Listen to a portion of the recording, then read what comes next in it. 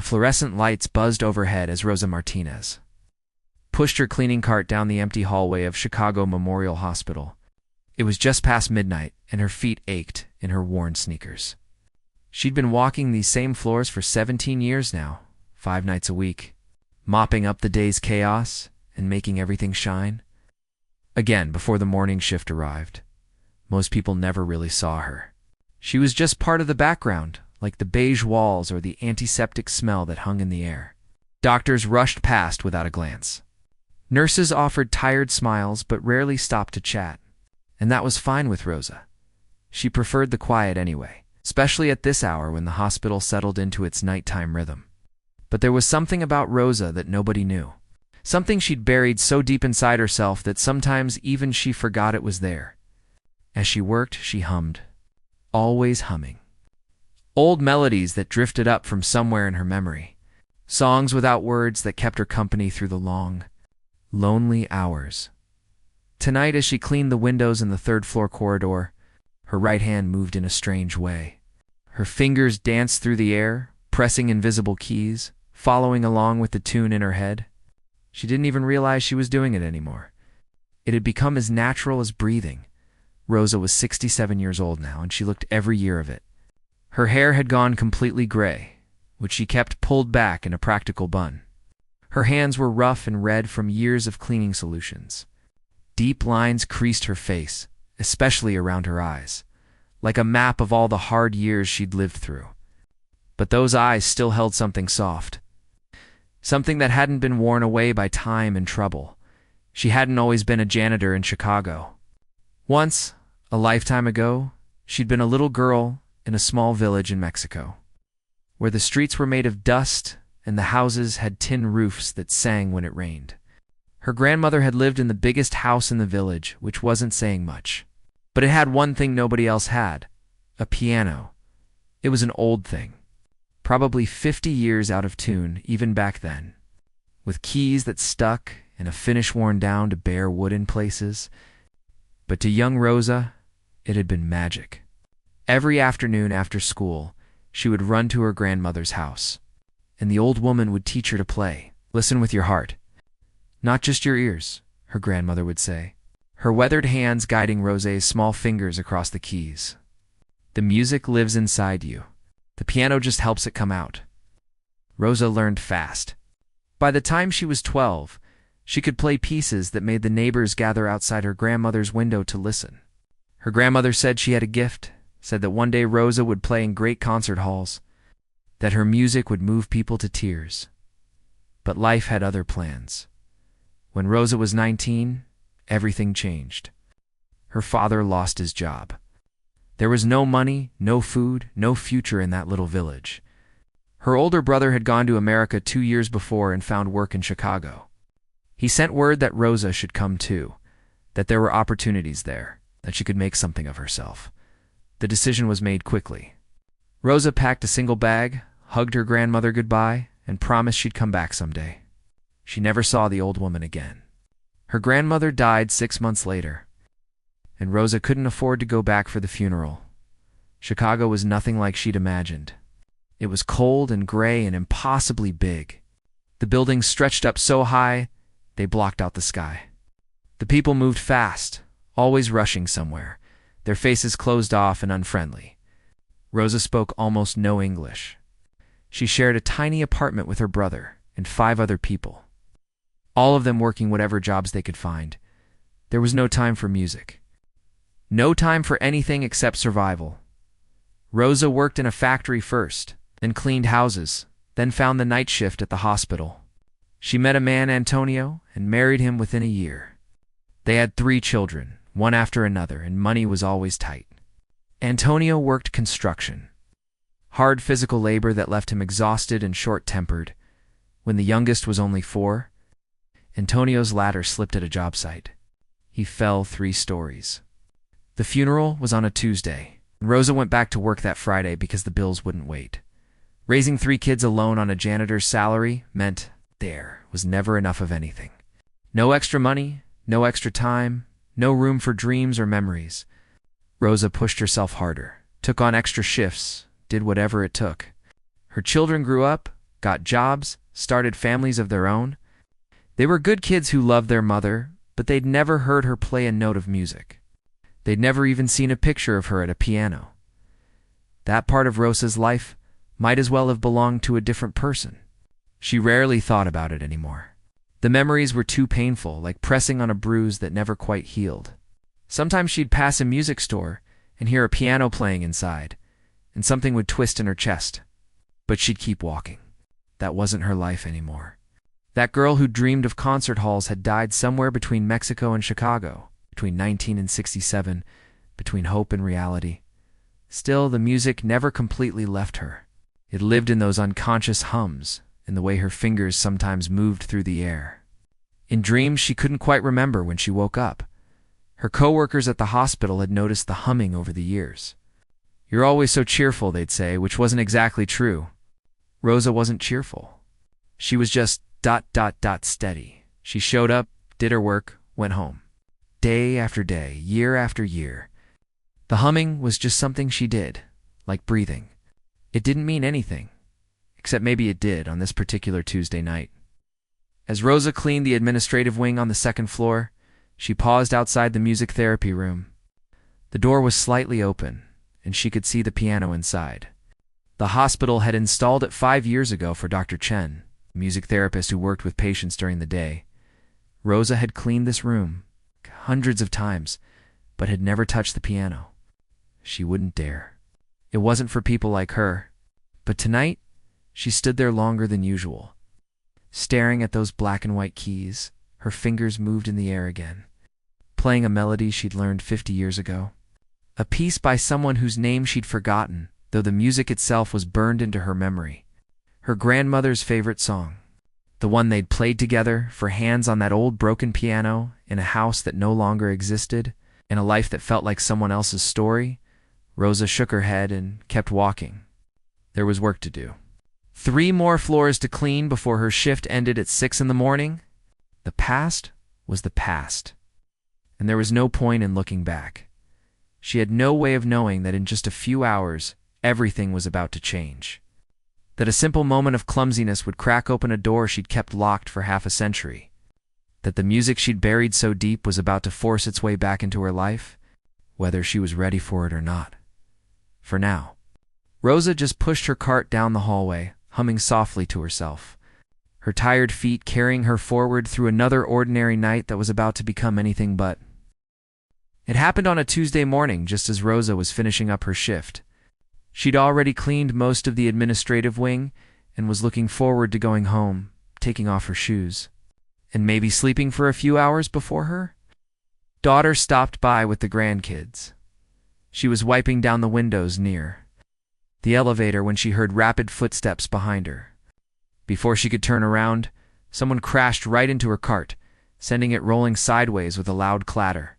"Oh, no, no, no." Rosa spun around to see Dr. Chen, the music therapist, stumbling backward with her arms full of papers and folders. Everything went flying. Sheet music scattered across the floor like giant confetti.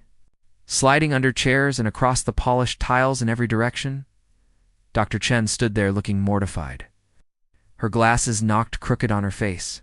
"I'm so sorry. I wasn't watching where I was going. I'm late for a meeting, and She gestured helplessly at the mess. "It's okay. It's okay," Rosa said quickly, already bending down to help. "These things happen." They both dropped to their knees. Gathering up the scattered papers, Dr. Chen was muttering under her breath about being disorganized and needing to slow down. Rosa had seen her around the hospital for years, but had never really talked to her. She seemed nice enough, always saying hello to everyone, always playing music in that therapy room. Rosa reached under a bench and pulled out a piece of sheet music. She glanced at it without thinking. Her whole body went still. The title at the top read Clair de Lune by Claude. Debussy, her grandmother's favorite piece, the one they'd played together on countless afternoons. The music floating out through the open windows while chickens scratched in the dirt outside. Rosa could hear it in her head now, every note, every pause, every swell of emotion. Her right hand moved without permission. Her fingers pressed against the air, playing the opening measures. Left hand, right hand, the gentle rolling melody that sounded like moonlight would sound if moonlight could sing. Wait, Dr. Chun's voice cut through her trance. Do you play piano? Rosa looked up, startled, suddenly aware that she'd been caught doing something strange. Her cheeks went hot with embarrassment. Oh, I know. I used to. A long time ago. I'm sorry, I don't know why I... But Dr. Chen wasn't laughing at her. She was staring with wide eyes, completely focused. You were playing Clair de Lune just now. In the air? You know this piece? Rosa nodded slowly, still holding the sheet music. My grandmother taught me. But that was almost 50 years ago. I haven't played since I was young. 50 years, Dr. Chen repeated, sitting back on her heels. She pushed her glasses up her nose. And you still remember it? I remember all of them, Rosa said quietly, surprising herself with the admission. All the songs she taught me. I don't know why. They never left. Dr. Chen gathered up the last of her papers but kept watching Rosa's face. There was something calculating in her expression, like she was working through a problem in her head. Rosa, right? We've never properly met. I'm Dr. Helen Chen. They shook hands there on the floor of the hallway, which seemed ridiculous enough that Rosa almost laughed. Listen, Dr. Chen said. I know this is going to sound completely out of nowhere, but I have a situation. A big problem, actually, and I'm kind of desperate. Rosa waited, confused about where this was going. The hospital's annual charity gala is in 3 weeks, Dr. Chen continued. It's this big fancy dinner thing where we raise money for the children's wing. There are always about 400 people there, all dressed up, lots of important donors. She paused. We always have a pianist playing during dinner. Just background music, you know? Nothing complicated. Just something pleasant while people eat and talk, Okay, Rosa said slowly. Our pianist just canceled. This morning, her mother in Florida had a fall, and she's flying out to take care of her, which is obviously the right thing to do, but it leaves me in a huge bind. Dr. Chen ran a hand through her short black hair. I've been calling everyone I know. Music teachers, students from the university, church pianists. Nobody's available on such short notice. And now, I'm supposed to be in a meeting to talk about this exact problem, and I have no solution. Rosa could see where this was heading, and her stomach dropped. Dr. Chen, I can't. Just hear me out, Dr. Chen said quickly. I'm not asking you to perform a concert. Nothing like that.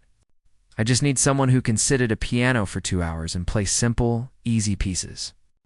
Background music, the kind of thing that people don't really pay attention to. You'd have the sheet music right there in front of you. Nobody would be watching you. Nobody would care if you made a mistake. But I haven't played in 50 years, Rosa protested. I wouldn't even know how anymore. My hands don't work like they used to. I'm just a janitor. You're not just anything, Dr. Chen said firmly. And the way your fingers moved just now, playing that piece in the air, that's muscle memory. That doesn't just disappear. The body remembers. Rosa shook her head. This was crazy. Dr. Chen didn't understand. It wasn't just about whether she could still play. It was about everything that music represented. All those years of loss and buried dreams. Opening that door would hurt too much. I work nights, Rosa said, grasping for excuses. I'd be too tired, and I don't have anything to wear to something like that.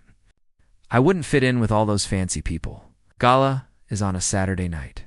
You could rest all day, and we'd get you a dress. That's not a problem. Oh. Dr. Chen's voice softened.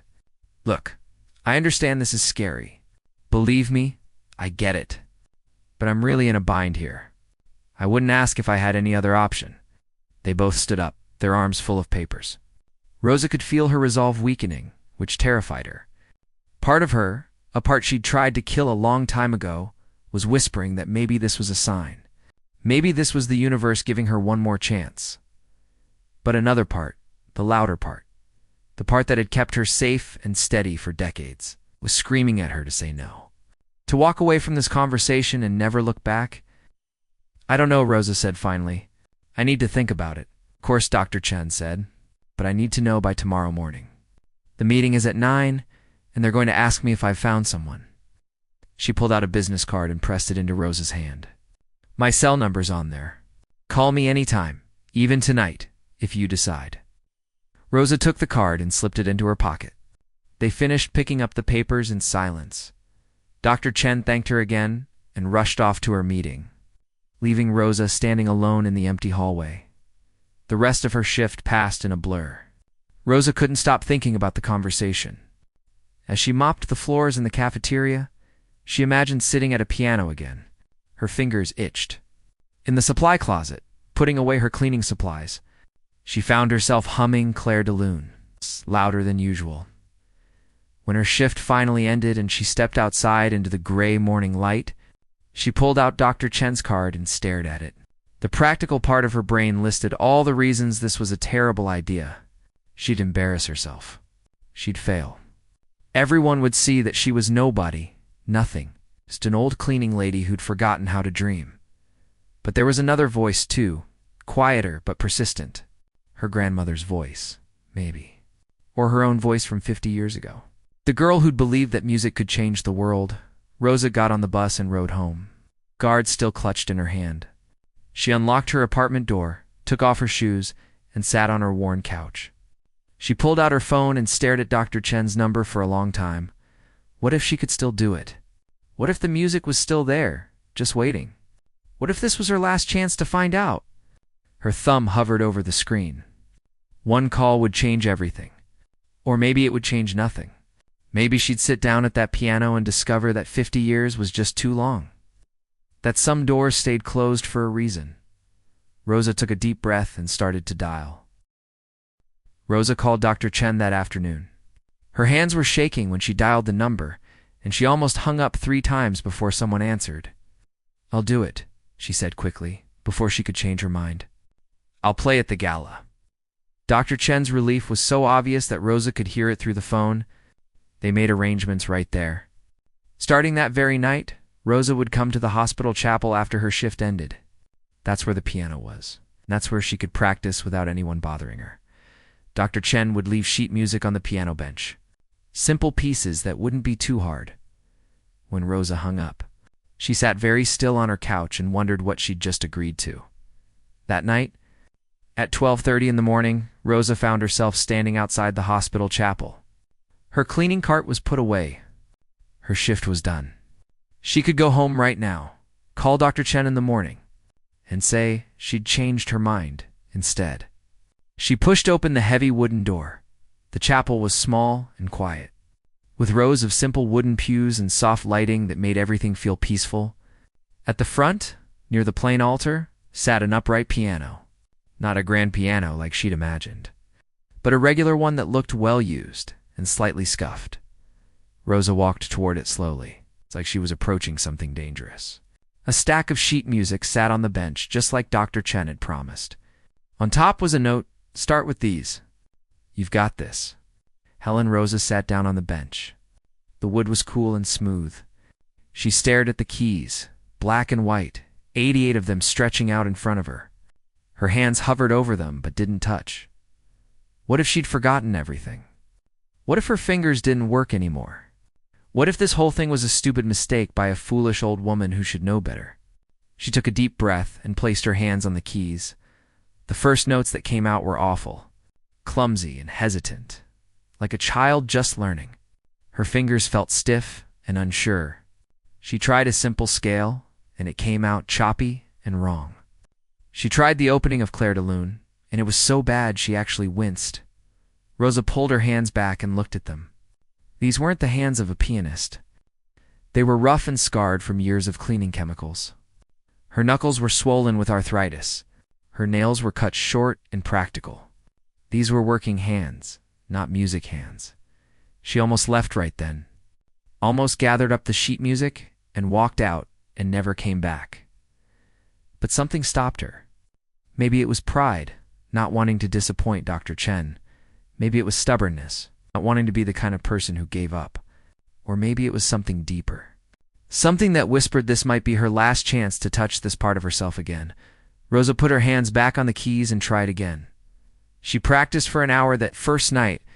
It was frustrating and painful, and nothing sounded the way it should. But right at the end, just before she left, she played through one simple piece from start to finish, without stopping. It wasn't pretty, but it was complete. It was a start. The next night she came back. And the night after that? Every night after her shift ended, Rosa would slip into the empty chapel and sit at the piano. Slowly, painfully, the music started coming back. It was the strangest thing. Her conscious mind had forgotten how to play, but her hands remembered. Her fingers would find the right keys almost by themselves, like they'd been waiting all these years for permission to move again. The muscle memory was still there, buried deep but not gone, by the end of the first week. She could play through all the simple pieces Dr. Chen had given her. They were basic songs, pretty but uncomplicated, the kind of thing that would fade into the background at a fancy dinner. Rosa practiced them over and over until they became automatic, but something unexpected was happening too. After she finished practicing the assigned pieces, she would play other things. Songs her grandmother had taught her all those years ago. Her fingers would move across the keys, and suddenly she was 12 years old again. Sitting next to her grandmother in that little house in Mexico, the afternoon sun streaming through the windows, she played Chopin and Mozart and Beethoven, pieces she hadn't thought about in decades. She played folk songs from her childhood, melodies that had no names but had been passed down through generations. And she played Clair de Lune every single night, always last, always with her eyes closed. The music unlocked something inside her. Emotions she'd kept locked away for 50 years started seeping out. Some nights she'd cry while she played, tears running down her face, her hands never stopping.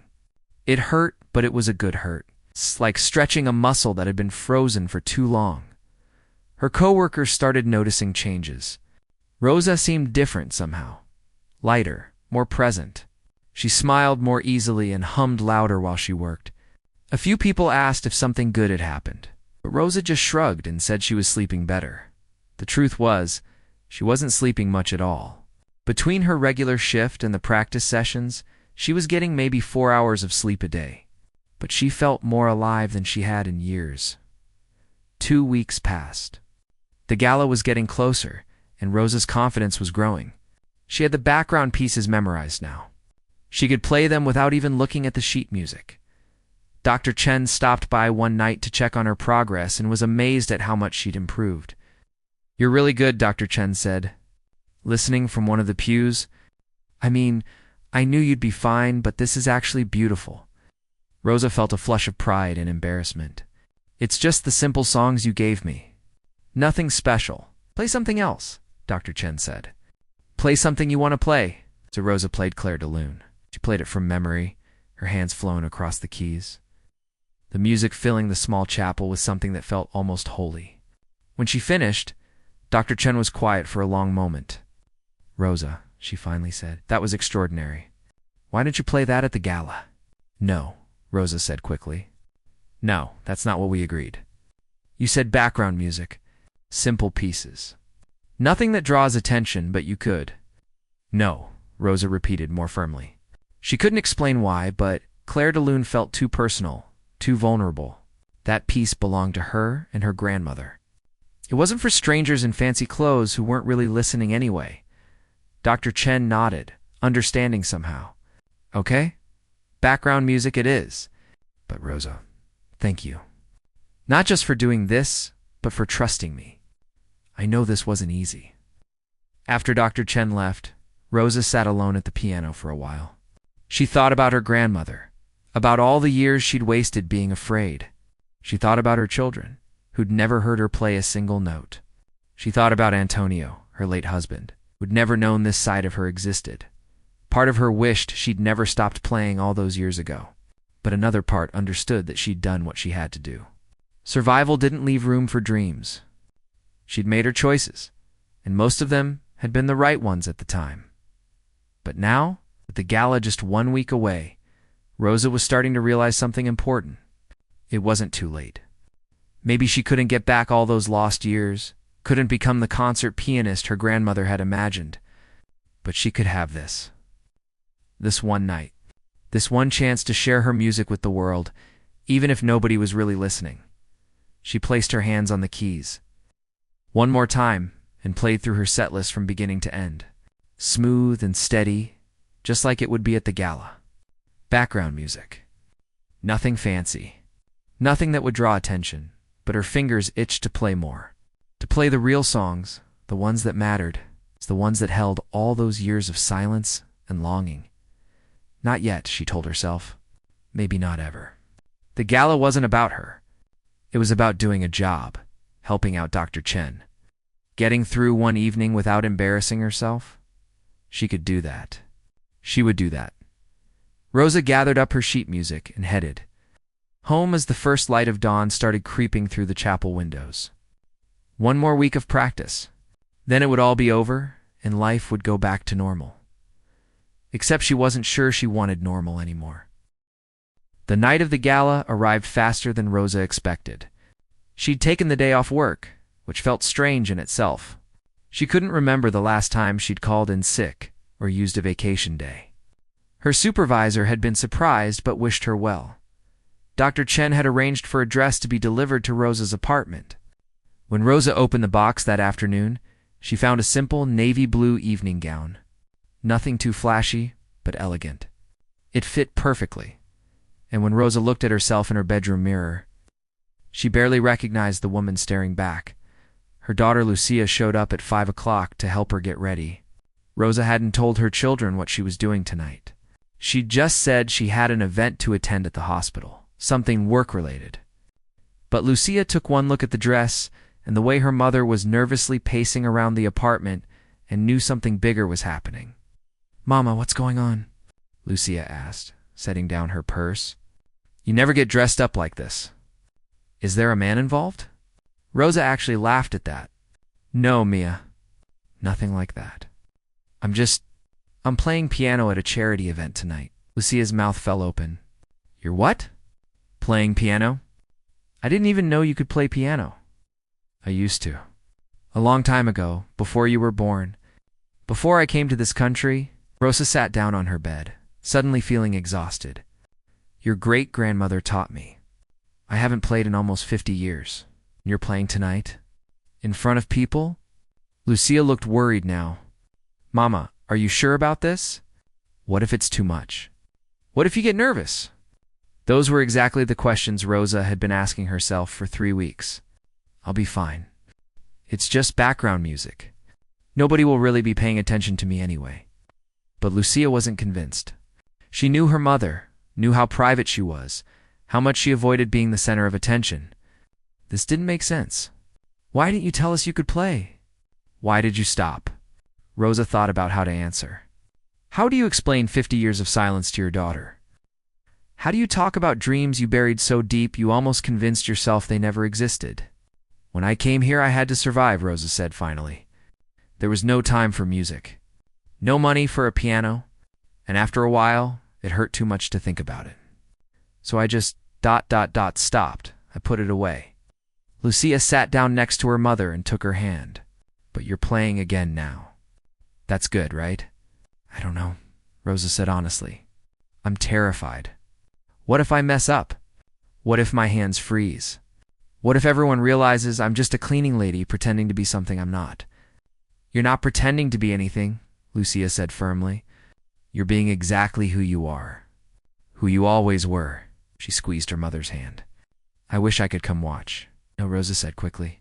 "No, it's better if you don't. I'll be too nervous if I know you're there." "This is already hard enough." They finished getting ready in silence. Lucia helped her mother with her hair, pinning it up in a style that looked formal but not too fancy. A little makeup, not much. Rosa had never been one for makeup. When they were done, Lucia hugged her mother tight. "You're going to be amazing," she whispered. "I'm proud of you." After Lucia left, Rosa sat alone in her apartment for a while, just breathing. The dress felt strange on her body. The shoes Dr. Chen had sent were too tight. Everything about this felt wrong and uncomfortable and scary, but underneath the fear, there was something else. A tiny spark of excitement. A feeling she hadn't experienced in so long she'd almost forgotten what it was called. Hope the gala was being held at the Grand Plaza Hotel downtown. Dr. Chen had arranged for a car to pick Rosa up. which seemed ridiculously fancy.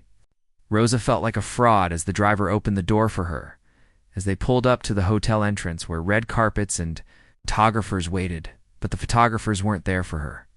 They were there for the real guests, the wealthy donors and hospital board members who were already streaming in wearing designer gowns and expensive tuxedos.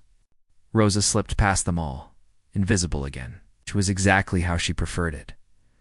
Dr. Chen met her in the lobby and gave her a quick hug. "You look beautiful. How are you feeling?" "Like I might throw up," Rosa admitted. "That's normal." "Come on, let me show you where you'll be." The ballroom was enormous. Crystal chandeliers hung from the ceiling, casting sparkles of light across round tables covered in white linens.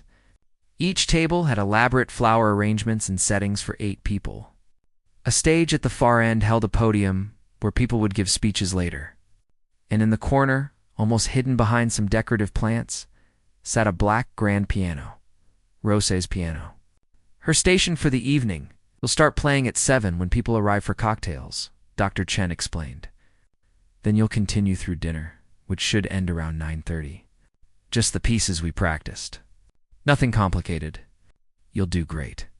Rosa nodded, not trusting herself to speak. Her mouth had gone completely dry. Dr. Chen left to greet arriving guests, and Rosa was alone with the piano. She sat down on the bench and looked out at the rapidly filling ballroom. Men in tuxedos, women in glittering gowns, everyone laughing and talking and drinking champagne from tall glasses. This was a different world. These weren't her people at 7 o'clock exactly. Rosa placed her hands on the keys and began to play. The first piece was a simple Mozart sonata, light and pleasant. Her hands shook for the first few measures, but then the muscle memory took over. The notes flowed out, steady and reliable, exactly as she'd practiced. Nobody looked at her. Nobody paid any attention at all. They were too busy greeting each other, showing off their outfits, talking about their vacation homes and their children's colleges. Rosa was just part of the background, like the flowers or the lighting. Invisible again, and that was fine. That was exactly what she'd signed up for. She played through her entire set list. Bach, Mozart, some simplified Chopin. Pretty pieces that sounded impressive, but weren't too difficult. She made a few mistakes, but nobody noticed.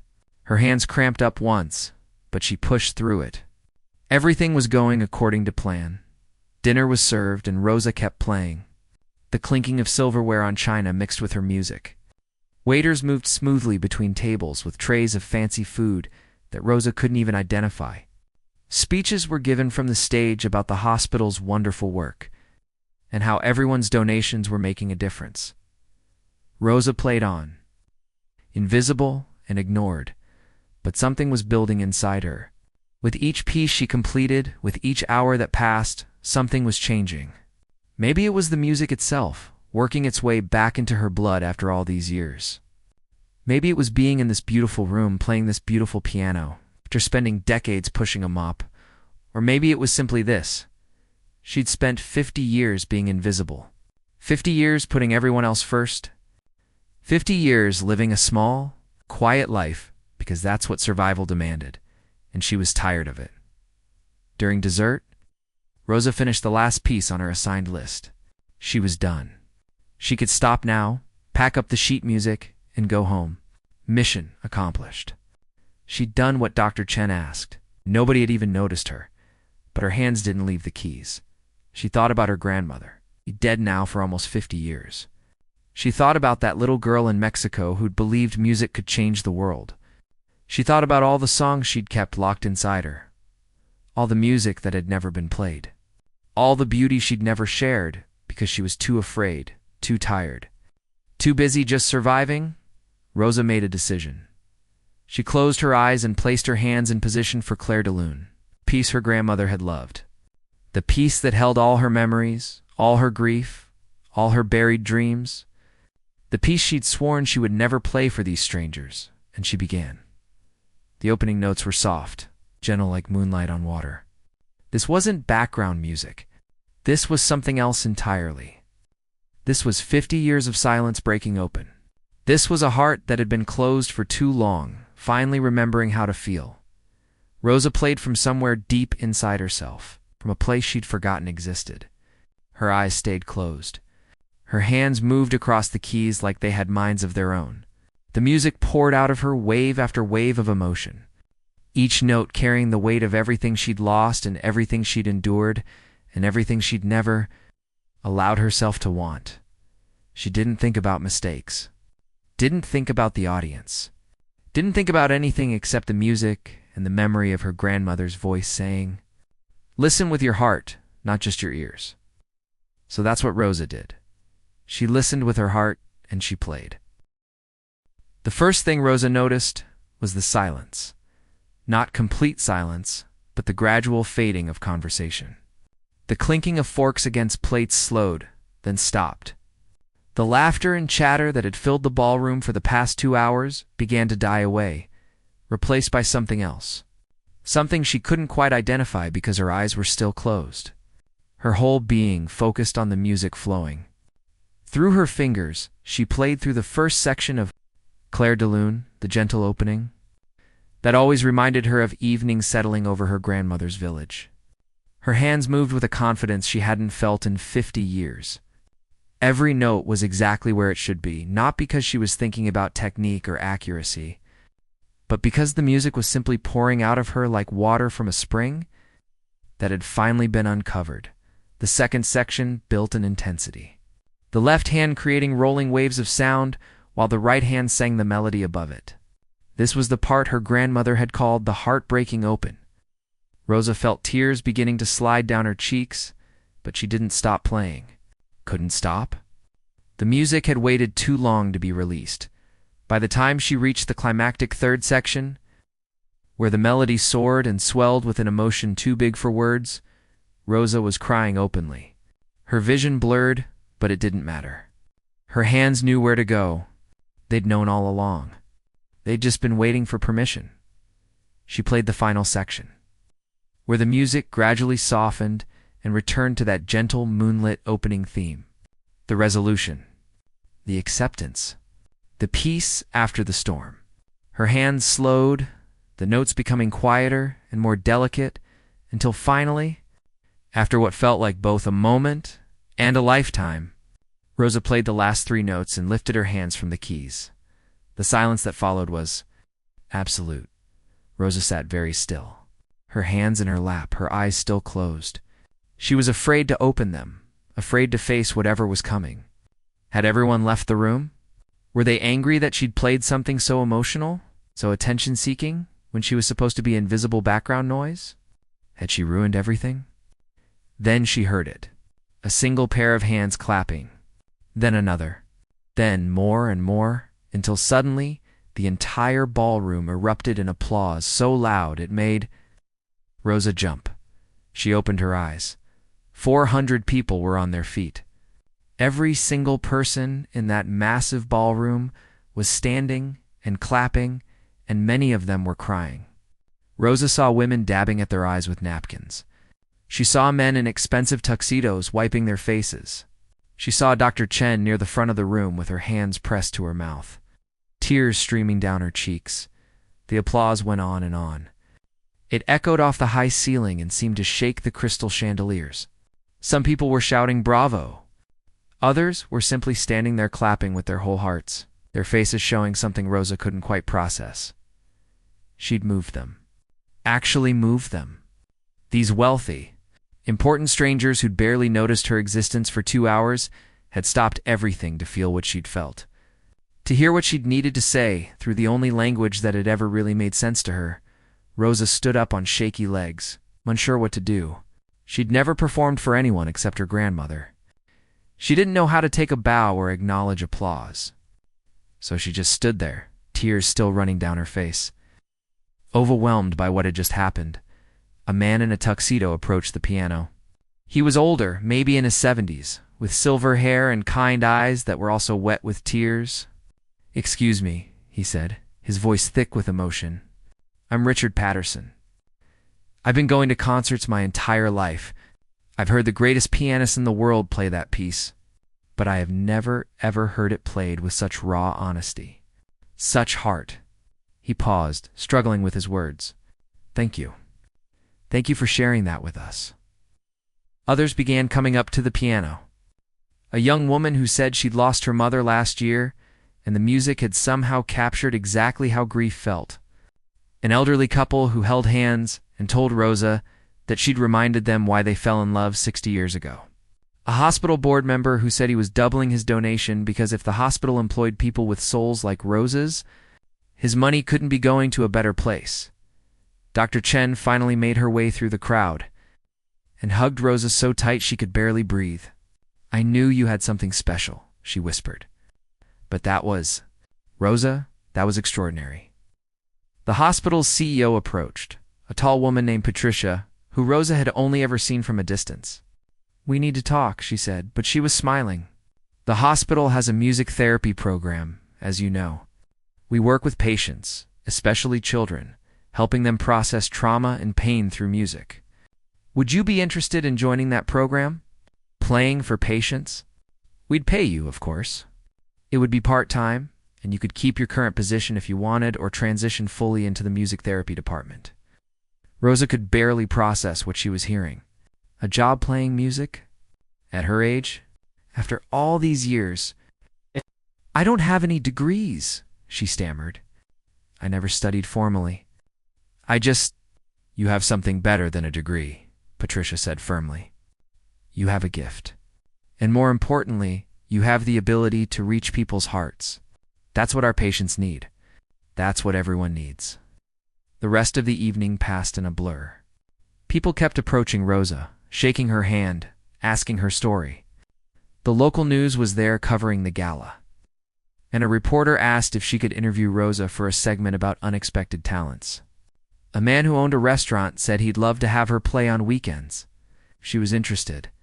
It was overwhelming and terrifying and wonderful all at once. Finally, near midnight, Dr. Chen helped Rosa escape to a quiet corner. They sat together, both exhausted. Rosa, still in her navy blue dress that now felt like it belonged to her instead of like a costume. "I can't believe that just happened," Rosa said quietly. "God," Dr. Chen replied. "That's what real music does. It breaks through all the walls we build, all the pretending. It just cuts straight to the truth." She looked at Rosa. "So what do you think? About the music therapy position?" Rosa thought about her grandmother, about all those years of silence. Thought about the little girl who dreamed of playing in great halls. She thought about her children and grandchildren, who'd never known this side of her existed. She thought about all the patients at the hospital who were suffering, who might need exactly what she could give them. "Yes," she said simply. "Yes, I want to do it." 3 months later, Rosa started her new position. She still cleaned the hospital at night, but now, 3 afternoons a week, she played piano for patients. Children recovering from surgeries, elderly people with dementia who couldn't remember their own names but somehow remembered music, people going through cancer treatment who needed something beautiful to hold on to. She never became famous. Never played in Carnegie Hall or made recordings.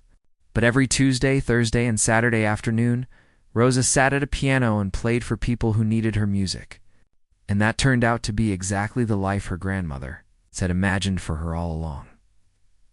Her daughter Lucia came to watch her play one afternoon, bringing Rosa's grandchildren. Afterward, her youngest granddaughter Isabella, who was 7 years old, climbed onto Rosa's lap and said, "Abuela, your music made me cry, but like happy crying. Does that make sense?" Rosa hugged her tight and said yes, that made perfect sense. On her days off, Rosa started teaching Isabella to play. She used the same words her grandmother had used with her. Listen with your heart, not just your ears. The music lives inside you. The piano just helps it come out. Sometimes late at night when the hospital was quiet, Rosa would go to the chapel and play Clair de Lune just for herself. Or rather, for her grandmother, wherever she was. A way of saying thank you. A way of saying I didn't forget. A way of saying I finally found my way back home. The music had waited 50 years. But it had never left. It had just been sleeping, patient and persistent, knowing that someday Rosa would be ready to wake it up again. And when she finally did, on that night in the ballroom, when 400 strangers rose to their feet, the applause wasn't really for the performance. It was for something deeper than that. It was for courage. For the bravery it takes to reclaim the parts of yourself you thought were lost forever. For the reminder that it's never, ever too late to become who you were always meant to be. Rosa knew that now. And every time she sat down at a piano, every time her fingers touched the keys, she lived that truth all over again. The janitor who played like an angel, the invisible woman who'd finally let herself be seen, the grandmother who'd rediscovered her voice and was now teaching her granddaughter to find hers too. That was Rosa's real story. And it was still being written, one note at a time.